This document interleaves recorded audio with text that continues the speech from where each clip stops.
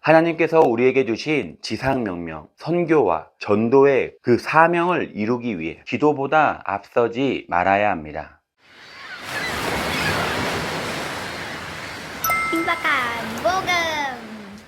네 번째로 기도는 전도할 때 치유의 사건을 일으켜줍니다. 사도행전 3장에 안진뱅이가 일어나는 사건이 나옵니다. 베드로와 요한이 기도하러 성전에 올라갈 때 일어난 일입니다. 사도행전 3장 1절에 제9시 기도 시간에 베드로와 요한이 성전에 올라갈 때, 다시 말해 하나님 앞에 기도하러 갈 때 하나님은 병든 자를 고치셨습니다. 사도들은 자신들이 위협받는 상황에서도 전도할 때 하나님은 병을 치료하는 역사를 보여주신 것입니다. 사도행전 4장 29절을 보면 주여 이제도 우리의 위협함을 굽어보시옵고 또 종들로 하여금 담대히 하나님의 말씀을 전하게 하여 주시오며 손을 내밀어 병을 낫게 하시고 표적과 기사가 거룩한 종 예수의 이름으로 이루어지게 하옵소서.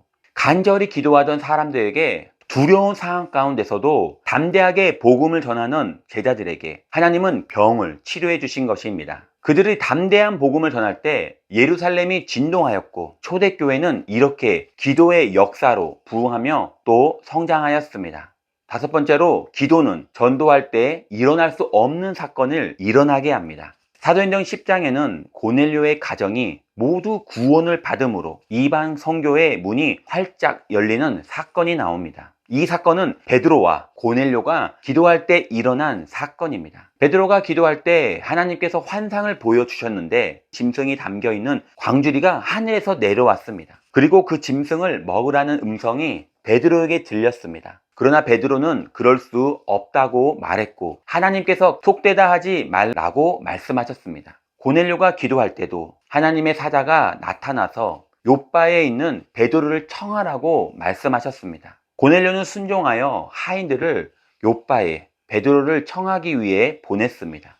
베드로가 그들을 따라 가이사라에 들어왔을 때 고넬료가 그의 친척과 가까운 친구들과 모두를 모아 함께 베드로를 기다리고 있었습니다. 이방인인 고넬료와 그의 가족이 예배를 드릴 때 그들에게도 성령의 역사가 나타났습니다. 그 당시 그 누구도 이방인이 구원받고 성령 충만을 받을 수 있다고 생각하지 않았습니다. 베드로와 고넬료가 기도할 때 일어난 것입니다. 이방인을 향한 선교가 기도로 시작된 것입니다.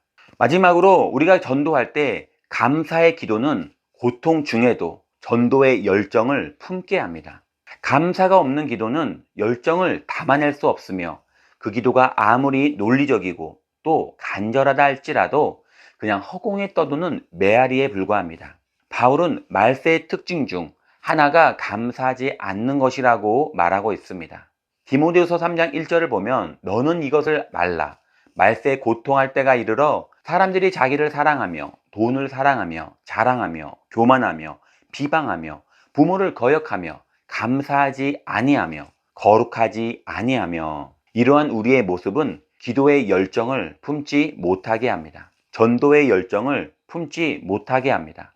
우리가 감사하지 못하는 이유 중에 하나는 어쩌면 삶의 고통 때문인지 모릅니다. 시편 107편 10절을 보면 사람이 흑암과 사망의 그늘에 앉으며 곤고와 쇠사슬에 매여 있다고 말합니다. 이것은 우리의 삶이 어둠에 가려지고 살긴 살아도 죽고 싶은 삶, 너무나 힘든 환경의 두려움에 의해 힘든 심령을 말합니다.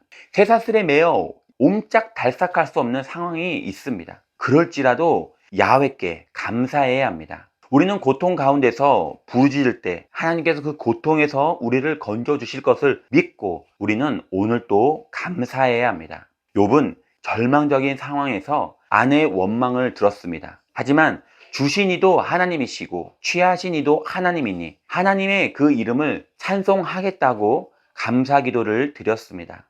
이러한 감사의 기도는 아무리 어려움을 당하는 순간에도 기도의 열정을 더해줍니다. 이 열정은 주위 사람들에게 살아계신 하나님을 증거하는 것입니다. 그러므로 우리가 해야 할 것은 야훼께 찬송하며 감사의 기도를 드리며 주께서 행하신 일을 선포해야 하는 것입니다. 고난 중에도 감사의 기도는 피곤한 자에게 찾아가 주셔서 피곤한 자에게 능력을 주시고 힘을 더해주는 것이라고 성경은 말합니다. 절박한 상황 속에서 열정적으로 기도할 때 하나님은 만나주시고 그를 축복해 주십니다. 우리는 무엇을 위해 열정적으로 기도해야 할까요? 그것은 바로 영혼 구원입니다. 주님을 모르고 죽어가는 사람들의 영혼을 위해 온 힘과 열정을 다해 기도해야 합니다.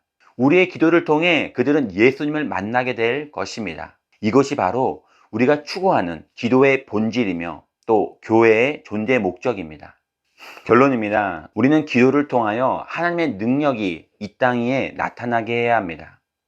우리가 기도할 때 하나님이 도와주시고, 기도할 때 고통 가운데서 하나님이 기적을 베풀어 주시고, 또 기도할 때 영적 전쟁에서 승리하게 해 주십니다. 오늘도 기도를 통하여 영적 전쟁에서 승리하는 저와 또 성도님이 되시기를 예수님의 이름으로 축원드립니다. Tin và cả vô